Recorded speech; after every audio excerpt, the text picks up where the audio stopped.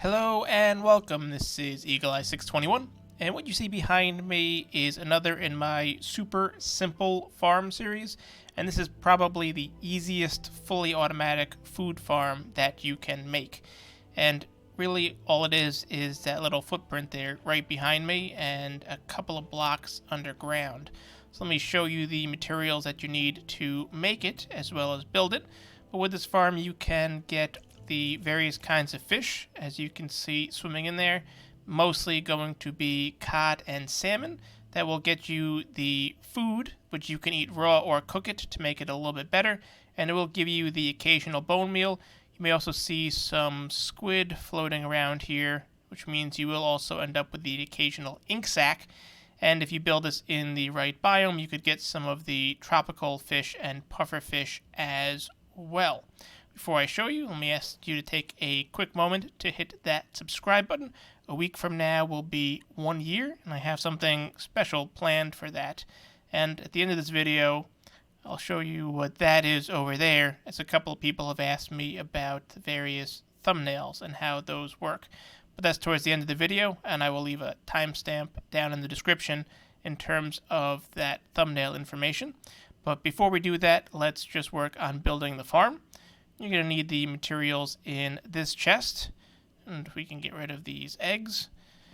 And that's just going to be some magma blocks, a couple of full blocks.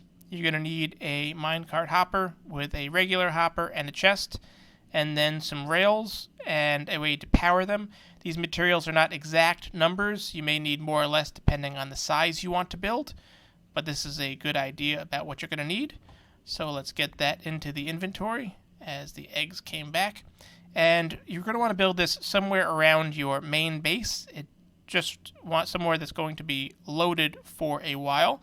So we have a nice little flat area right here. So we're going to pick out some spots and we're going to make it the middle. And we're going to do a 4 version of this, a 2x2.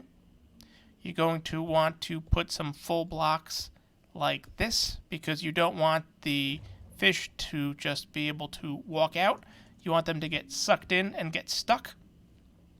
But now you are going to need to get in there and do a little bit of work. So let me just give myself some night vision so that we can see what's going on. You're going to dig down a little bit in here, and we're going to just cover this up for now so the water won't bother us too much. And dig yourself a nice little area to work with. You may want to bring some torches just so that you can see what's going on. Now you are going to want to start in the center, but you are going to want to make sure that the rails don't curve in these 4 blocks, because a curved rail will sometimes miss some drops towards the edge. So it's better to use a little bit of extra rail to make sure you're not wasting anything. You're also going to want to make sure that one of these 4 blocks is also going to be where you put your chest. So if we grab our chest, we can put it right down there, and we're going to put our hopper on top of that. And then you want to make some rails and some powered rails, but you don't want to power this hopper. So a nice easy way to do that is to use those 2 as powered rails. Drag this all the way around like that, and then come on this side in the opposite corner and power this block, and that will power these rails and make sure that your hopper minecart goes all around. Now you're also going to want to make sure that you don't build this on a chunk border. Now I did it in this example because it doesn't matter for the video, but in your world you want to make sure that these rails do not cross a chunk border, because hopper minecarts still have loading and unloading chunk issues if they are caught in the middle, and they may get stuck. So you don't want to do that the way that I actually did it right here. Now we can also put down our cart, but we are going to want to make sure that we can give it a little bit of a push. So this is going to be a little bit more complicated, but as you can see, we do have this overhanging the part right here. So we can put it down and then actually give this a push, just like this. And of course, I don't think I gave it enough of a push, but let's see if it worked. And of course it didn't. So let's try that one more time and give it a solid push. These water streams can be a little irritating. And it didn't work because I didn't turn. Oh, yes. Let's try that one more time.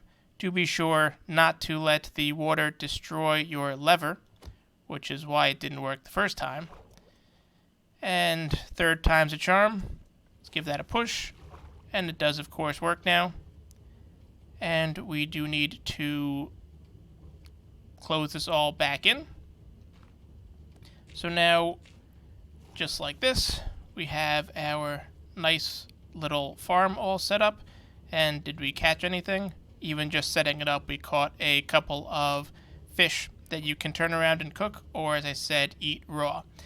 And then just dig out a little bit away, like this, and you can either dig a tunnel all the way back to your main base, or you can just leave the little entrance just like this and mark it with whatever blocks you want so that you know where the entrance is, and every so often you can come back and collect all of the goods that have accumulated in the chest.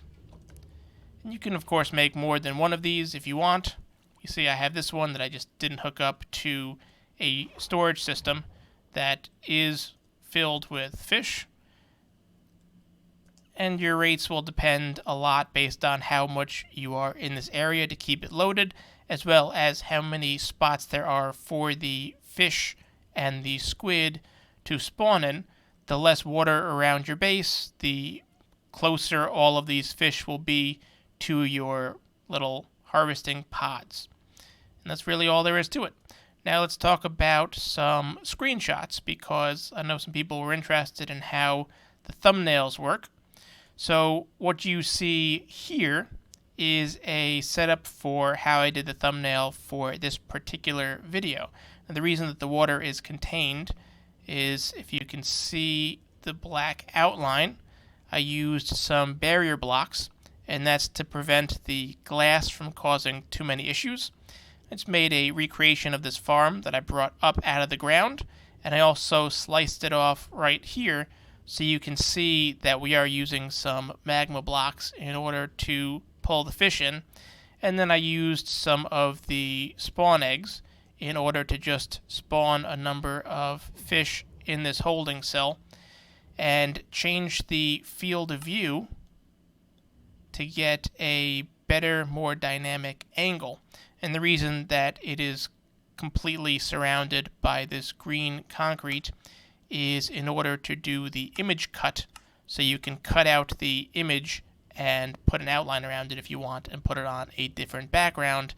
And then of course you have a chest that you can fill with all the different types of things that you can expect in this, so that you can also put that on the thumbnail so people know in an instant, between reading the headline, seeing the title, and also seeing the drops, what kind of farm this is. If you found this video helpful, I would appreciate a like. If you found it interesting, maybe even tell one of your friends.